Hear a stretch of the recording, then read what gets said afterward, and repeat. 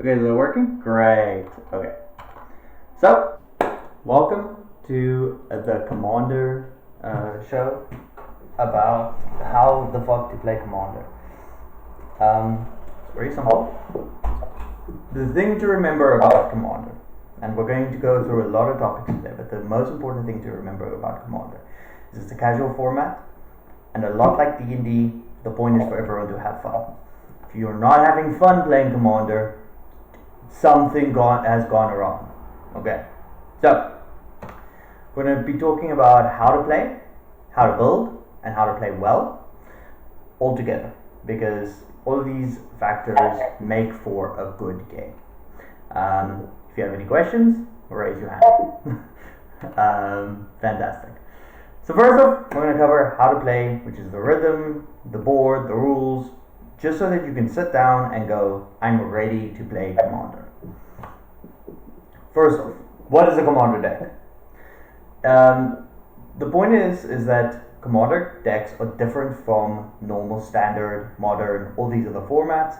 We start with 99 cards, plus one Commander, and we can play everything in the entire history of Magic the Gathering, except for a few bandless exceptions. Okay. The other thing is as well that this Commander is a card that you can play all the time, and every single card in your deck, except for basic lands, there can only be one of each. Okay.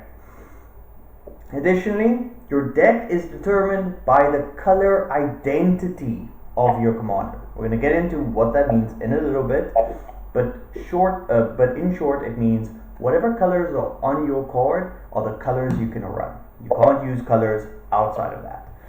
And additionally, your Commander tends to set the pace for everything you do in your deck. And if it's just like a random creature that you're running, you are going to be suffering. Okay. So, the format. How do we play? It's a free-for-all, but it's also casual. Generally speaking, Commander happens in a 1v1v1v1, meaning 4 players.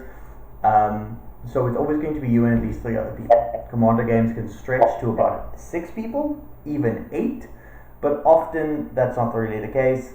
Commander really thrives when it's around that 4 people. Okay, and again, I need to reiterate this because the point about it is that if you're just beating up on people, that's not really fun. We want to get to a point where everyone feels like they are in charge of what they're doing in their board state. If you lose because of you, not someone else. Okay, so the thing that makes Magic the Gathering is that it uses a card-based mana system. So we have land cards, which is what you're going to see over here. And to use them, we turn them sideways, and we call that tapping. Wow, now you have a red mana because of the mountain gameplay. And then you use that to pay for monsters, or creatures, or spells, or instants or sorceries. There's a million of them. Now, there's a lot of ways to get mana, artifacts, some creatures generated, spells, but most of it's going to come from lands across the board. And then the second part is that mana isn't just like other systems like Hearthstone, where it's just mana is mana. There are 5 different colors of mana, and then the rest is colorless. And most cards need a specific type of mana to be cast, whereas all mana can be used for colorless mana costs as much as you want. Okay, everyone's still with me so far. Very simple, I think. Next up is the 5 colors. We alluded to this. Now, each of the 5 colors aren't just like color different things because it's pretty. They do different things. So red is generally the fast, aggressive archetype. Blue is about control. Black is about sacrifice and recursion, playing with the graveyard. Green is about getting a bunch of mana and then playing big creatures. And white is generally this jack of all trades. It does a little bit of everything. Now below here I put a few of the really iconic spells for each color. You know, lightning bolt for red, counter spell for blue, dark ritual for black, birds of paradise, which is a creature that gives you mana, and then some of the other options for white. What white does really well, it really controls the board well. I think if we have to give it a role, that is sort of what it does.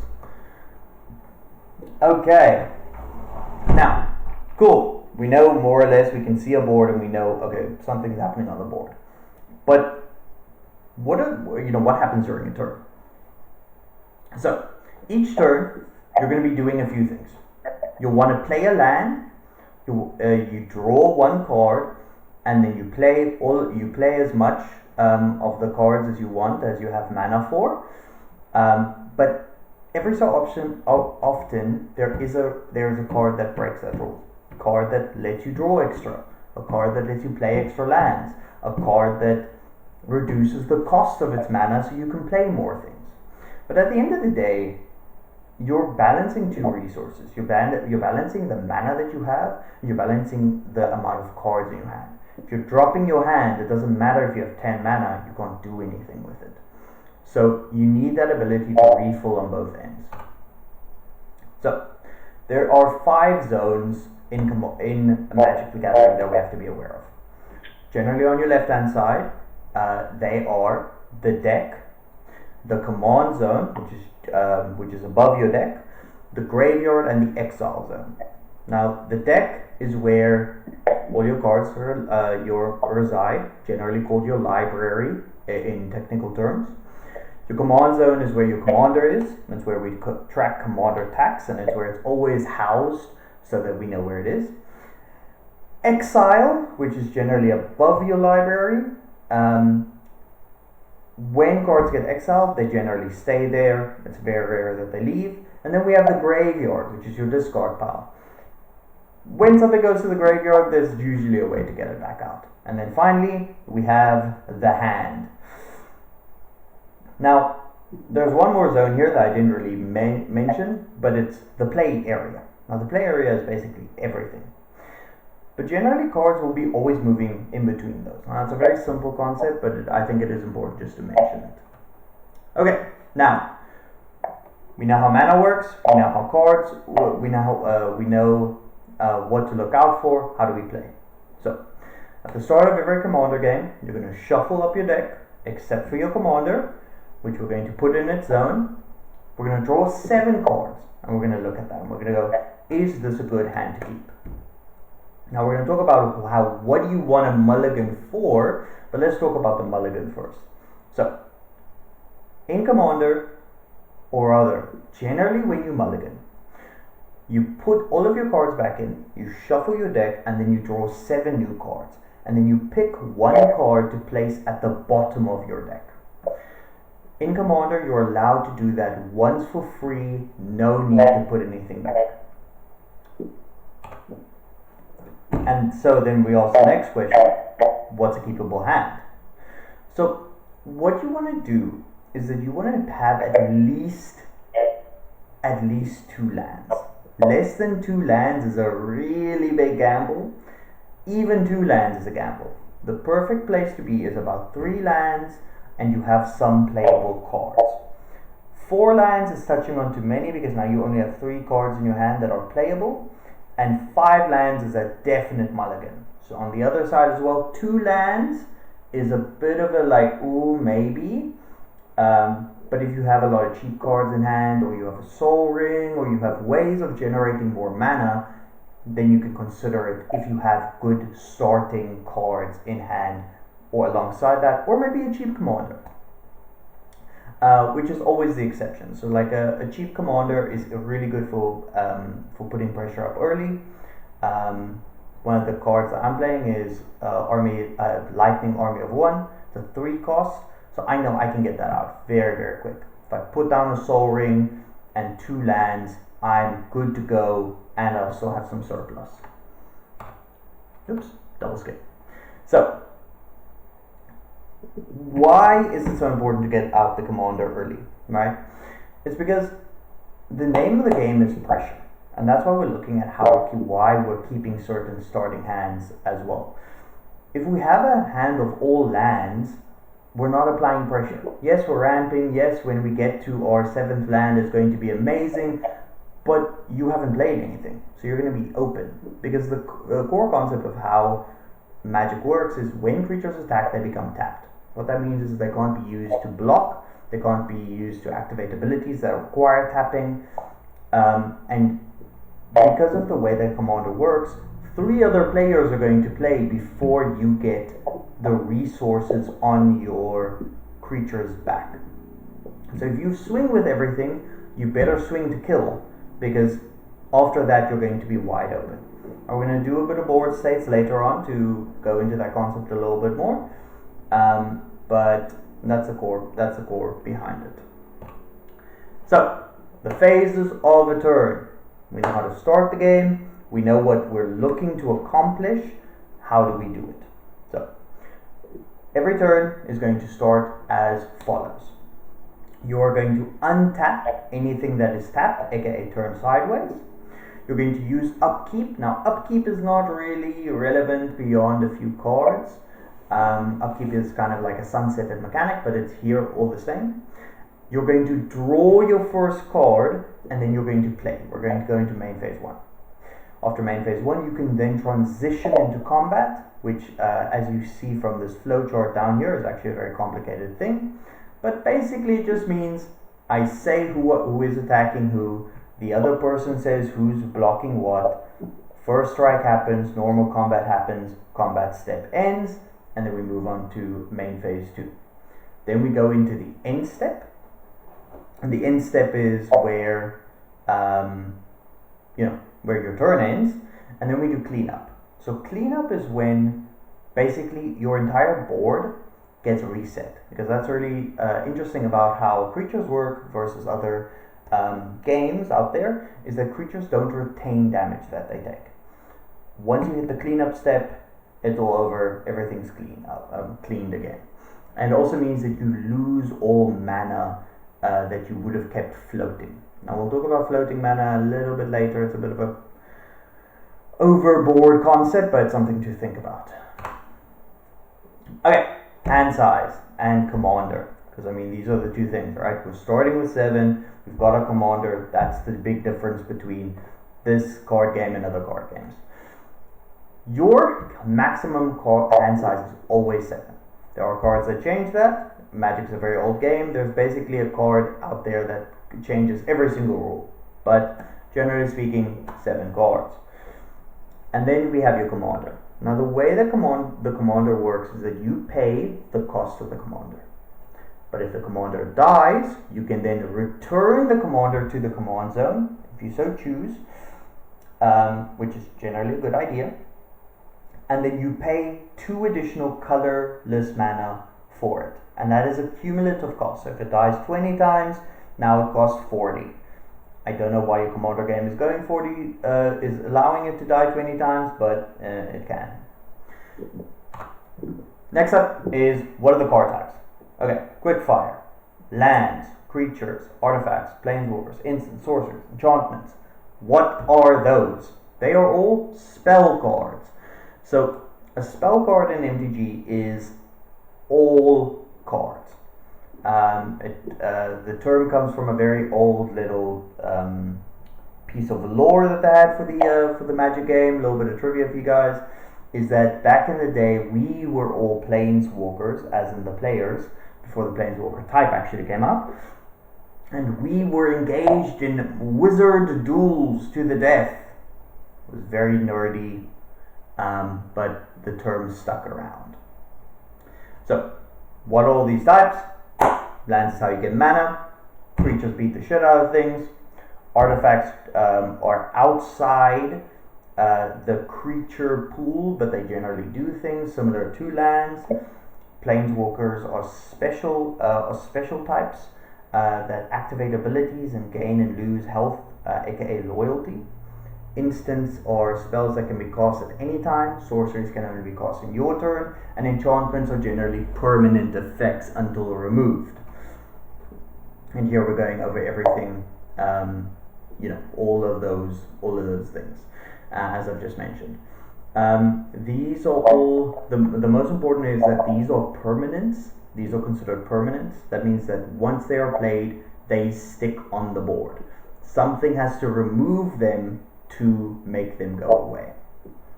For creatures and planeswalkers, once their health or loyalty reaches 0, they disappear, go to the graveyard. Planeswalkers are just a little bit different from creatures in the sense that planeswalkers don't lose loyalty that they gained during the cleanup step. And then we have the spells that just sort of happen, right? So we have instants. You can play these as long as you can pay the mana cost during anyone's turn. That's why it's always so important to consider how much mana is someone leaving up. If someone's leaving up 4 mana, that means they can do something at instant speed on your turn. Sorceries, similar concept. They do a big thing for a mana cost, but then they leave the field. Whereas enchantments also can only be played during your turn, but they play and then they stick around, having a lasting effect. For the Yu-Gi-Oh heads out there, it's like a field spell, but there's no limit to the amount of field spells that can be active. Okay. Well done, guys. You stuck through the primer course on how to play Magic. Any questions on the basics before we get into the real juicy stuff about building? Not so much. Fantastic. Also, just remember to check for Jude, our mute buddy over there. Okay. So, deck building. A deck is like a car. If you have all engines and no brakes, you will crash into a wall and die. Don't let that happen. There's a reason that we have a few ratios that we need to stick to. There's a reason why we construct decks a certain way. Now you can get into probabilistic calculators and all these other kind of things, but a bunch of smart people already did that and gave us deck ratios that we can stick to and just have them work. So, let's cover a few principles before we get into ratios. The core idea is that a card can and should do multiple things. And if it isn't doing multiple things, it better do the thing that it's meant to do really, really well. Secondly, is that any of these ratios can be adjusted according to your deck's needs. For instance, one of the ratios is interaction. Maybe you don't need that much removal because your creatures are your removal. You're constantly presenting a threat, so therefore you're forcing them to interact with you and you're clearing their board. Now that's a bit of a shoddy take. I wouldn't rely on that all the time, but it is a take. The only ratio you cannot adjust is lands. If I see any of you with less than 34 lands in your deck, banished. Banished. That's stupid. Second thing is redundancy. We run a lot of cards that do the same thing because you have 100 cards in your deck. Well, technically 99 cards in your deck. You just need that one board clear, but if you only have one board clear, you are never going to find it. So run cards that do the same thing, because even if it's technically a worse version of another card, because you might need that. It might be the only one you can find. So, step 1, before we even think about ratios, before we even think about any of that stuff, we think, what is the coolest little Glorbo that I can play? Whether that is the art, whether it's ability, whether it's the vibe, any of those reasons are valid. Even if it's something like picking a commander from a Universes Beyond because you want to be Avatar Aang, or you want to be fucking Magnus from Warhammer. Whatever makes you happy, play it. Because you're going to be playing that card a lot, so make sure you like that card.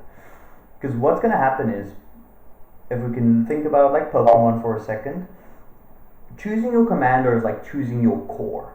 It is going, what is the rest of my deck going to be built around? So when we start with a commander that is A, good, and B, one that you like, we have a really good starting point.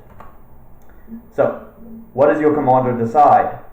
Decides your plan, aka how am I going to win, and it's going to decide your color identity, aka which cards can I put in. So, let's look at these for a moment. Kudo, green and white. Can't put in red, blue, and black. Lucius the Eternal, black and red. Dragon, all of the colors. Marchesa, blue, black, and red. Okay, we're all seeing that. There's a few exceptions to that rule. Is we're not just looking at the mana cost in the top right corner. We're looking at the mana cost of the cards, of the abilities that it has. So anytime there is a mana symbol on the card, that counts to its color identity. So although Kenrith is a white card, Kenrith has different mana abilities, which actually makes him a 5-color card and not a white card. So whereas Nicobolus is blue, black, red, Kenrith is actually all 5. Very deceptive, keep that in mind. So, what do? I'm playing Nicobolus, I'm playing Dragon. No, you cannot just shove 1,000 dragons in your deck. That is not how this works. Your deck still needs to work. You don't just get to play 1,000 dragons and win. It's not how that works. So, there comes the ratios. Ratios are as such: 38 lands, 12 card advantage, 10 to 12 ramp, 12 targeted disruption, mass disruption, and the plan. But what do all these terms mean? I can hear you asking. We're going to cover them in a second. But first you're going to ask, Pen, I did really quick maths because I'm so smart and clever. That's 108 cards. That doesn't work.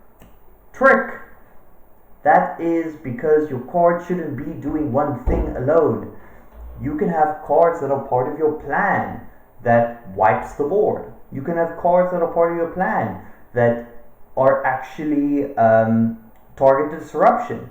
You can have cards that are part of your plan that actually give you ramp. Sometimes you even have cards that are part of your plan that are single target disruption and a board wipe. Magic's crazy, bro. So the thing that you're constantly going to ask is, what is this card doing? This card is only doing one thing at a very poor rate. Maybe it's worth cutting. But if it's something like a lightning bolt that is dealing 3 damage for 1 mana, that's a very good rate. So it actually deserves to be there because it's very targeted disruption at a very good rate. So we're always going to be comparing what is the cheapest option for the most bang versus what about a card that does 2 things and leaves me another slot open for another board wipe or another plan card or anything like that. Let's start with the lands. You need 38. I will not hear anything else. Because if you go with 32 lands, I promise you, you will never draw them. And it seems like a small difference. You're like, oh, it's only 6. When you look at probabilistic calculators, it actually drops your percentage of getting lands in your hand by almost 15% on the first turn, and that's a cumulative rate over multiple turns. So when you want to have more than 38 or less than 38, more sometimes makes sense for when you have really expensive decks or when you have triple color decks, because you have more to cover and you might just want more basic lands. You might want fewer if nothing in your deck ever costs more than 4 mana, because once you hit 4, you're pretty good. So your band of cards is always between 36 to 42. There's very little reason to go above or below that at any point. Okay. Next up is card advantage. What does that mean? Card advantage is a game design term, it's a game play term, It basically means your opponent put down a creature and you used one card to wipe out two creatures. What does that mean? If you all have 99 cards and you used one card to wipe out two creatures, that means you have one more card left in your resource pile than they do. So, what are things that create card advantage? Drawing extra cards is a good example. We're not talking about cards that go pay mana and you draw one card. Then you're going 1 for 1. That's not advantage. When you're drawing 2 cards, 3 cards, 4 cards, that's card advantage. Graveyard recursion. Something dies, you bring it back. Okay, cool. I used one card, but I also got a creature back that was dead. So it's like having a double of that creature. That's card advantage. Taking cards from your opponent. Very good card advantage because you're taking a card from them and you're gaining a card. Free summons. Not directly card advantage, but if you're free summoning from your deck, if you're free summoning from your hand, you are leaving mana up, which lets you create card advantage in different ways. It's more of an enabler, but it's so relevant. Next up is ramp. We spoke about this before, but mana is the fuel. If you don't have mana, your card is dead. Normally you can only play one land a turn, but if you have other ways of creating mana, you essentially have an injection of fuel and you're going to keep it going. Generally, extra mana comes in 2 flavors. It comes in mana rocks, Soul Ring, Rakdos Signet, over here and here. It also comes in terms of spells that give you momentary extra mana, and creatures that operate like lands that you can tap to gain mana. Not obviously, but I do just want to point out because it's a common new player thing. When you tap the creature, it does not gain it. You have to activate its ability, tapping it for mana. So you can't attack with it and then it gives you mana. Not how that works. Next up is targeted disruption. So what does that actually mean? It means you deal with something. You pay a card to get rid of another card. Perhaps even 2, The point is that you're not committing resources beyond the card that you're using. There's 2 versions of that, which is preemptive, like a counter spell, which says someone is casting their commander for 5 mana, I'm paying 2 mana and I'm stopping you. Or there's things like a lightning bolt, which is they play a card, I have an instant speed lightning bolt, I'm going to take care of it. They're attacking my face, no it's not, it's dead. That is targeted disruption. It's very important because, and it's sometimes difficult for new players, but you need to understand where the linchpin in your opponent's plan is to disrupt it.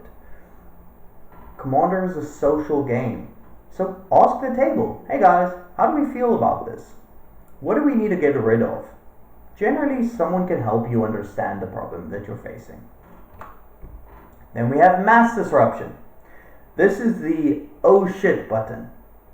You run a little bit less of it, you only run 6, but it is the button that says, I need to get the hell out of here. The token deck has 15 creatures, you have someone else's 3, and you have 1 blocker.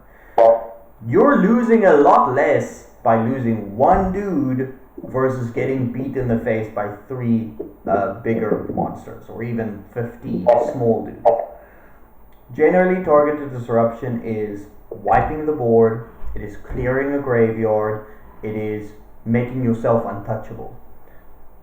Now, protection and disruption sort of go hand in hand. It's just important to understand that they don't necessarily do the same thing.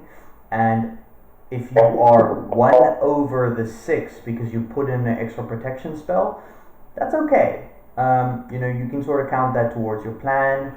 It is allowing you to survive to actually accomplish the thing that you're trying to accomplish. Next up is the stuff that everyone wants to do, the plan. This is the area where I'm not going to tell you what to put in your deck. If your plan is 30 fuck off dragons, then that's your plan. It's the most fun, it's the one we actually want, and it's how you win. It lets your commander do wacky shit. It lets you play the cards you want to do. It's what makes what you have yours. This is where a lot of the overlap's going to be, and that is what is going to lead into what are the colors. What am I trying to do? Very quickly, before I go into the colors, any questions so far? Everyone understands why we have the staples, what the ratios are, all of that? Yes. Beautiful. So, let's look at the colors. There are 5 colors. For the perceptive of you, you would have seen them over here in the little corner on every slide. First off, we have red. Red likes to hit things hard, loud, fast. They generally have lower health creatures. They have very cheap burn effects like lightning bolt, and they have effects that cheat out more damage, mana, or creatures for a turn. Their entire thing is going, I have this turn that I'm going to do a lot of stuff, and then it's out. Then it's off. It's why it's often used in combo decks as the payoff color, but it's not the deck that enables the combo. They generally have weak draw. They generally only have access to what we call impulse draw. Impulse draw meaning that you discard to draw. They have very poor blockers, often sacrificing themselves to also kill the other thing that's attacking. Their whole thing is that they're trying to threaten through violence. The best defense is a good offense kind of deal.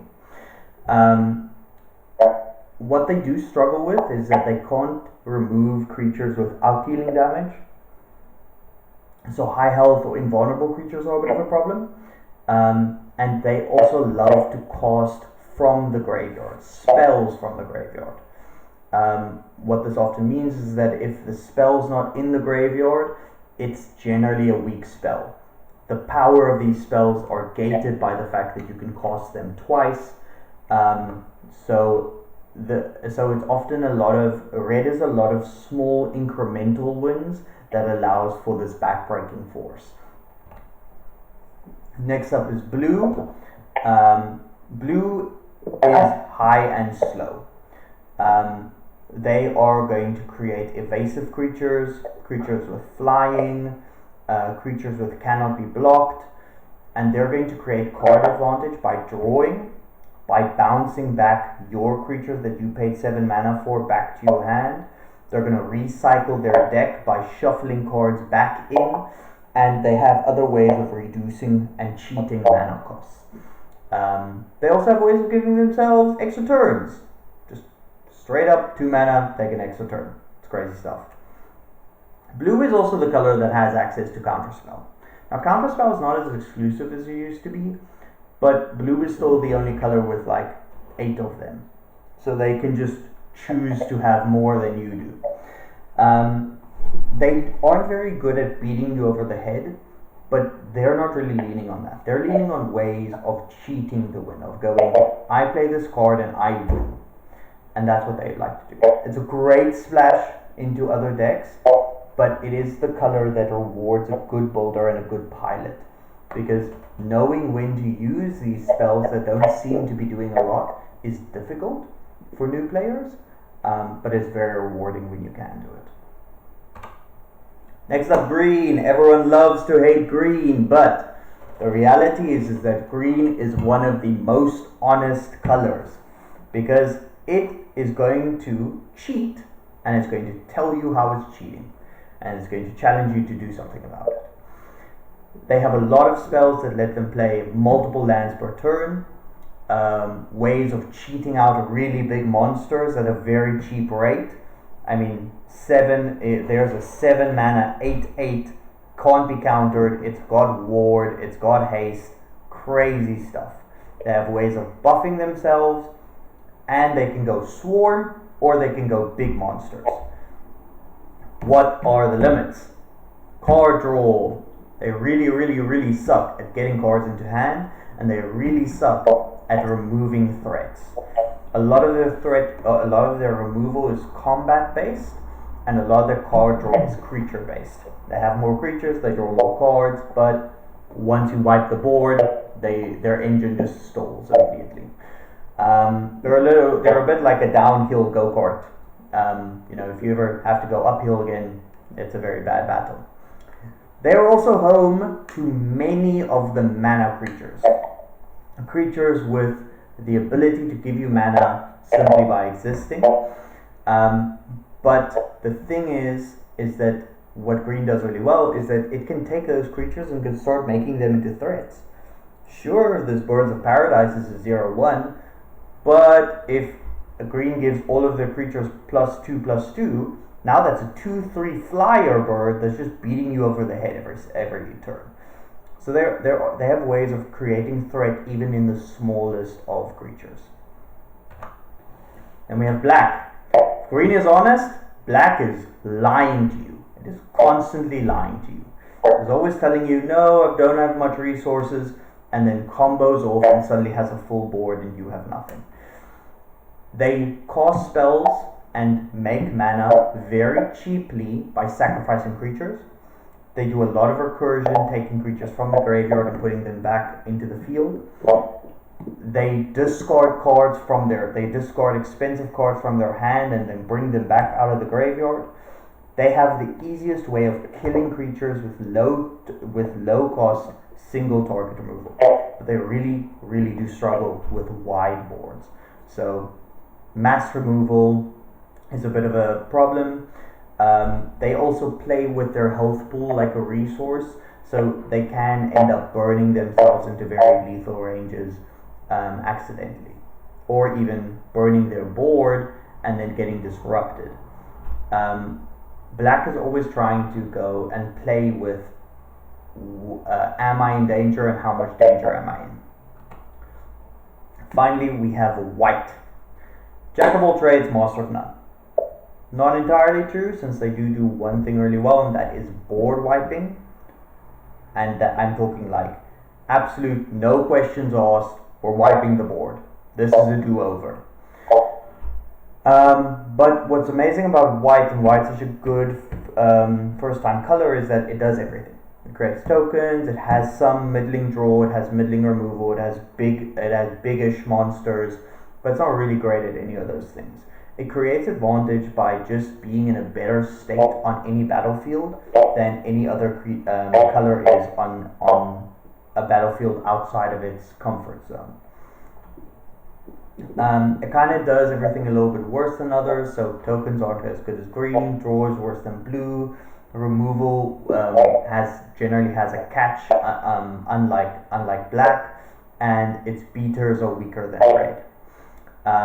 But it shines because it does all of these things, and then on top of that, it has a lot of protection, a lot of health gain, a lot of evasive effects on their creatures like vigilance or flying, and it does tend to buff its creatures as well, so it can turn even the small army of 1/1s into a very big threat.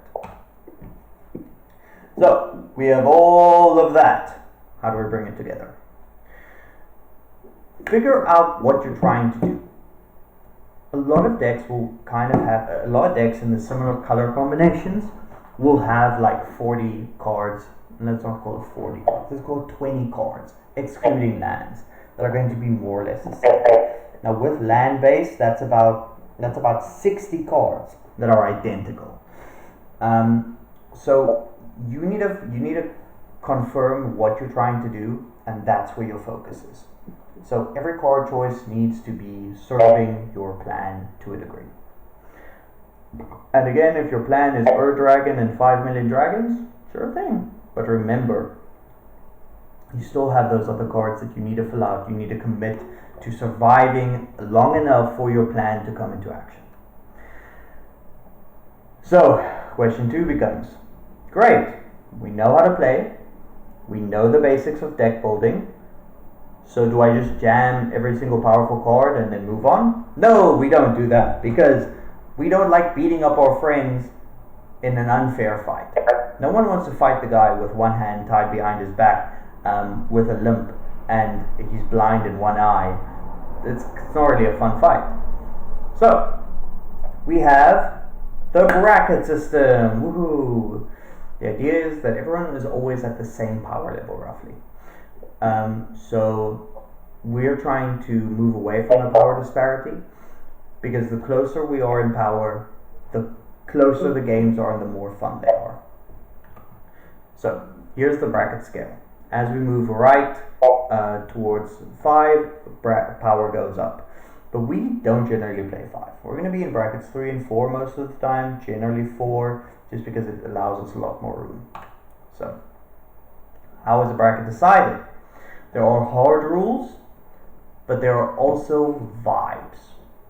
We're always going to be asking, how fast am I going to be doing the thing that I'm trying to do? So we're going to be looking at how fast are we accomplishing it, what's the defining trait of this deck, and how many game changers am I running. That's going to be determining what bracket am I in. So first off, we have bracket 1, which is themes and such. These decks are bad. They are bad, they are bad, they are bad, but they commit to the bit. They can be a little bit flexible with the rules, because they are committing to a theme that they're trying to do. Generally, games last 9 or more turns. They have no game changers, no mass land denial, no extra turns, and no 2-card combos. Then we move up to the poverty line, which is core. This is generally where a lot of Commander players sit when they just start playing paper Magic, because they're struggling to find the cards that they need. They're sitting with like a few cards, like a Soul Ring or a Hex or a Swift Boots or something like that, but they don't have a lot. They maybe have a few dual lands, but nothing crazy. Generally pre-constructed decks sit at this layer, and when we're playing bracket 2, it's the same rules as bracket 1. The difference is just that the power level of the cards that we're using is a little bit better. We're trying to commit to like a rough plan. Again, games last about 8 turns. Now we start speeding up. Now we're getting to bracket 2. Bracket 3. Here we're cooking. Okay? This is where we're always going to be playing, at the very least, because we're playing digitally. There's very little reason not to just run all the staples that you need, because there's no limitation. Generally over here we have strong synergies, we have decent disruption, we can win from hand, and we can do so because we've accumulated the resources over time. We play with between 0 and 3 game changers. I'll be covering what game changers are a little bit later. We are not destroying any lands, we are not taking extra turns, and we're not doing 2-turn card combos before turn 6, because we expect the game to last until turn 6.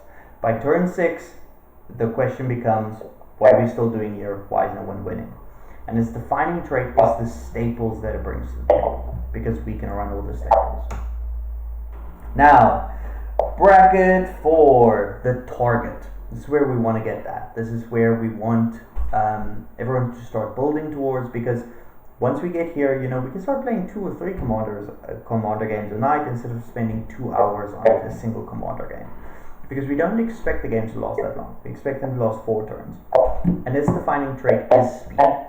Your decks are consistent, they are lethal, they are doing their job very, very well, and they're just below the CEDH metagame. They're not quite at 1-turn kill range, but they are very decisive. Turns can swing wildly as people generate answers to everything. Now, the thing about bracket 4 is that it's the most flexible bracket. Often bracket 4 is played alongside bracket 3, but there are no hard restrictions to it. What I always suggest is that you don't run more than 5 game changers. I think personally more than 3 game changers is just overkill. And generally, whenever we play a commander game, you have to declare your game changers ahead of time, because if you're running like 7 of them, the table's just going to ask you to please take them out, because game changers are good, but they're not necessarily always fun. And then money. This is where bracket 5 lives. These cards cost $600, $800. They're trying to win on turn 1. There's a ton of disruption, mana cheating, killer combos. We're not doing this. I'm not touching it with a 10-foot ball. Which bracket is your deck? You don't know. I promise you, you do not know. You can build it to be a bracket 3 deck and then realize that it's actually really, really strong and it's actually a bracket 4. It generally depends on how many combos you have. How many cards in your deck are just going to be straight up winners. You need to test your deck. You need to measure it a little bit into play. My suggestion is always just to have someone else look at your deck. Be like, yo, do you think this is bracket 4 appropriate? Do you think this is bracket 3 appropriate? Do you think it needs to be stronger, weaker? What do we think? Now, how do you pick cards?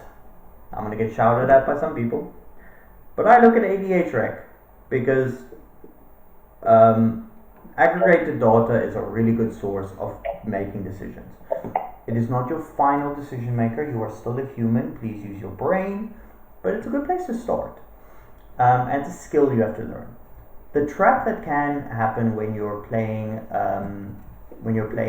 or using EDH rec is that you just grab all the top cards and then go, cool, my deck's good. Problem is that sure, sometimes your deck's gonna go really well because you're gonna steamroll, but sometimes you're gonna miss your draw and you didn't look at the ratios, and it completely misses the point and you don't understand what's going wrong. So it's important to understand your deck. So my build order, now this is very truncated, but is to do the following. Architect has an amazing tool which lets you just put in a mana base. I use that immediately. I add advantage and disruption. Generally, with disruption, you can just use Architect as well. Or I go on EDH Rec and I put a color identity and I slot in the relevant cards. Before I reach my plan, I want to know that the rest of my deck is good. I want to know that these 30 slots are mine and mine alone, and I can do anything with it. You can then check cards that you run alongside the commander and pick the favorites that you find there, and then you cut it down to 99. Generally, you can do that by taking the deck code, putting it into Architect, and then trimming it until you hit that count. Don't try and stop building when you reach 99. Keep adding cards. You can always cut down, but missing out on some really powerful cards or good cards just because you already hit the 99 is a very not fun place to be. Your mileage may vary, but that is the general rule of thumb, I'd say. Now we get to how to play well. This has been a long section about building. But are there any questions about deck building so far?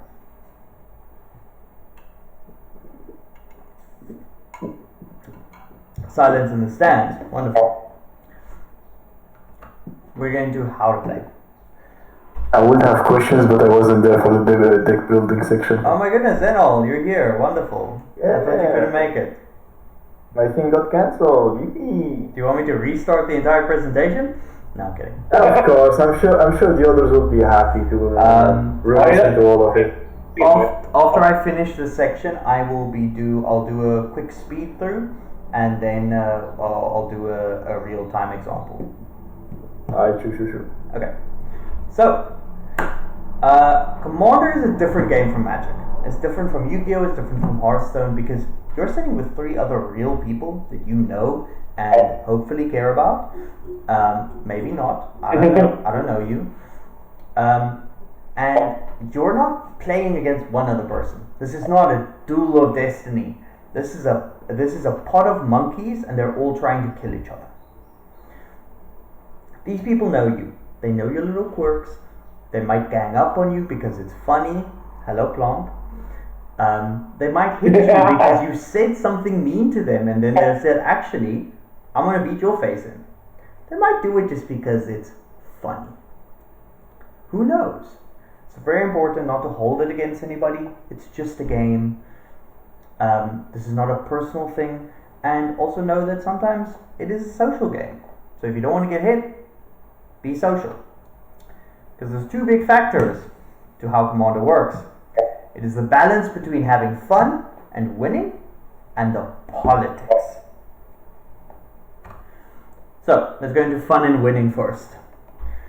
Everyone likes to win, but if a deck is built to stop everyone from playing, then no one's having fun.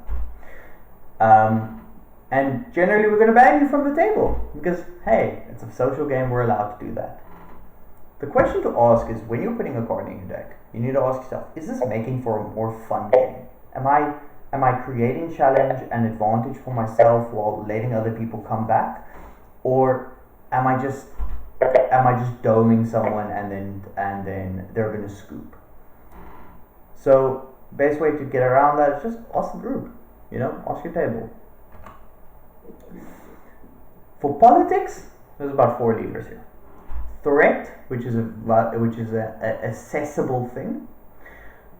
Personal feelings, which is not an accessible thing. Advantage and pressure, which are what we're going to cover in the next slides. Because advantage and pressure is what you can create. So, first off, threat assessment. There are very obvious threats. There are threats, so like someone has a 12/12 dinosaur, or this monstrosity to our right. But this is where politics comes in.